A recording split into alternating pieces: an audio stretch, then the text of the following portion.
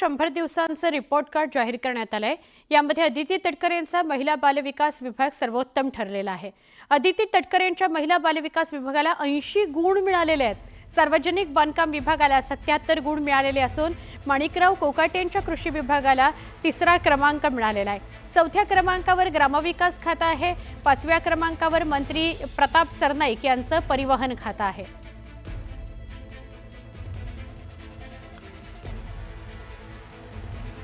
पण पहिला क्रमांक जो मिळालेला आहे तो महिला मंत्रीने मिळवलेला आहे। अदिती तटकरे यांच्या विभागाला पहिला क्रमांक मिळालेला आहे। सरकारच्या 100 दिवसांचं रिपोर्ट कार्ड जाहीर झालं आणि त्यामध्ये पहिला नंबर मिळवलाय महिला बालविकास विभागाने 80% गुण मिळवत। अदिती तटकरे यांच्या महिला आणि बालविकास विभागाला पहिला गुण मिळालाय। सार्वजनिक बांधकाम विभागाला 77 गुण मिळालेले आहे। तर कृषी विभाग कोकाटेंच्या अनेक वक्तव्यांमुळे कृषी विभाग आणि स्वतः कोकाटे हे सुद्धा चर्चेत आलेले होते, पण त्यांच्या विभागाला यात 3रा क्रमांक मिळालेला आहे। सरकारच्या 100 दिवसांचं रिपोर्ट कार्ड जाहीर झालं, त्यामध्ये कुणी सर्वोत्तम काम, कुठल्या विभागाने सर्वोत्तम काम केलं हे बघण्याकरता पहिला, दुसरा, 3रा क्रमांक दिला गेलाय आणि त्यामध्ये आपण बघतोय सार्वजनिक विभाग 2रा क्रमांक, कृषी विभाग 3रा क्रमांक, ग्रामविकास विभाग आणि परिवहन विभागाने सुद्धा उत्तम काम केलंय असं बघायला मिळतंय। आमचे प्रतिनिधी तुषार रुपनवर यांच्याशी बोलूया। तुषार, काय अधिक माहिती? सुवर्णा, आपण जर पाहिलं असेल तर 100 दिवसांचा जो आढावा मुख्यमंत्री देवेंद्र फडणवीस यांच्या अध्यक्षतेखाली राज्यभरातल्या सर्व विभागांचा घेण्यात आला होता।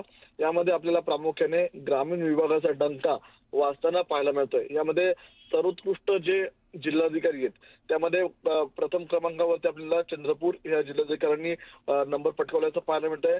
सर्वोत्तम विभागामध्ये आपण जर पाहिलं असेल तर महिला विभागाचा हा प्रथम क्रमांक आल्याचं पाहायला मिळतंय। त्यानंतर सर्वोत्तम पोलीस अधीक्षक यामध्ये जर आपण पाहिलं असेल तर पालघरचे पोलीस अधीक्षक यांचा नंबर लागताना पाहायला मिळतोय। या सर्व विभागांमध्ये प्रामुख्याने ग्रामीण विभागातले जे विभाग आहेत, अधिकारी आहेत, त्यांचा डंका आपल्याला यामध्ये वाचताना पाहायला मिळतोय। सर्वोत्कृष्ट महानगरपालिकांमध्ये जर आपण पाहिलं असेल तर आपण उल्हासनगर महानगरपालिका आयुक्तांचा नंबर लागल्याचं पाहायला मिळतंय। जी यापूर्वी आपण पाहिलं असेल तर नवी मुंबई महानगरपालिकेचा क्रमांक लागताना पाहायला मिळत होता, मात्र नवी मुंबई महानगरपालिका आपल्याला 4थ्या स्थानावरती जाताना पाहायला मिळते। सर्वोत्कृष्ट ज्या जिल्हा परिषद आहेत, जिल्हा परिषदेचा रोल हा ग्रामीण भागासाठी सर्वात महत्त्वपूर्ण असतो, कारण की जिल्हा परिषदेच्या योजना या ग्रामीण भागासाठी खूप महत्त्वपूर्ण असतात। त्यामध्ये ठाणे ग्रामीण भागातली जी जिल्हा परिषद आहे त्याचा प्रथम क्रमांक आल्याचं पाहायला मिळतंय। त्यानंतर नागपूर आहे, त्यानंतर नाशिक आहे, त्यानंतर पुणे आहेत, या सर्व जिल्हा परिषदेचा असल्याचं पाहायला मिळतात। कायदा सुव्यवस्था संदर्भामध्ये सर्वोत्कृष्ट जे काम आहेत, जे आपल्याला पोलीस आयुक्त आपल्याला मीरा भाईंदरचे पोलीस आयुक्त यांनी केल्याचं पाहायला मिळत आहे। त्यानंतर ठाण्याचे पोलीस आयुक्त आणि त्यानंतर मुंबई रेल्वेचा आपल्याला क्रमांक लागताना पाहायला मिळतोय। सर्वोत्कृष्ट महाराष्ट्रामध्ये जे विभाग म्हटले जातात, मराठवाडा विभाग, पश्चिम महाराष्ट्र विभाग, या विभागांमध्ये आपण जर पाहिलं असेल तर कोकण विभाग हा सर्वोत्कृष्ट क्रमांकाने अव्वल स्थानी आलेला आहे। त्यानंतर नाशिक विभाग आणि त्यानंतर नागपूर विभाग।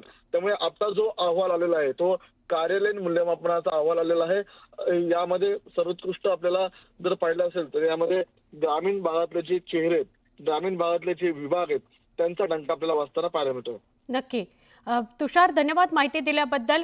पण मोठी बातमी आहे ही, 100 दिवस म्हणजे सरकार स्थापन झाल्यापासून 100 दिवस कुठला विभाग कसं काम करतो आणि किती योजना मार्गी लावतो, किती कामं पेंडिंग आहेत ती मार्गी लावतो, याकरता हे 100 दिवसांच्या सुधारणांचा एक आढावा घेतला जाणार होता। मुख्यमंत्री देवेंद्र फडणवीस यांची ही कल्पना होती आणि तसेच सगळ्या विभागांना आदेश त्यांनी दिलेले होते। आणि बघा, एक चांगली गोष्ट समोर आलेली आहे। 100 दिवसांनंतर त्याचा आढावा सुद्धा मुख्यमंत्री देवेंद्र फडणवीस यांनी 1 मेला घेतला आणि या आजच्या 1 मेच्या दिवशी असं समोर आलंय की महिला आणि बालविकास विभाग जो आहे त्याने अत्यंत उत्तम काम केलंय। 80% गुण मिळवलेले आहेत। त्याच्या खालोखाल सार्वजनिक बांधकाम विभाग आहे, त्यांनी 77 गुण मिळवलेले आहेत।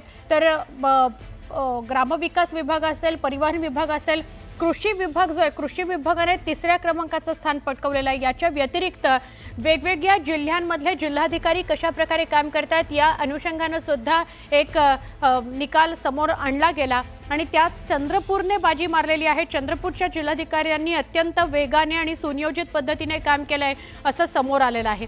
मुळातच ग्रामीण भागामध्ये खूप चांगल्या पद्धतीनं कामांनी घेतलेला आहे असं म्हटलं तर अतिशयोक्ती ठरणार नाही।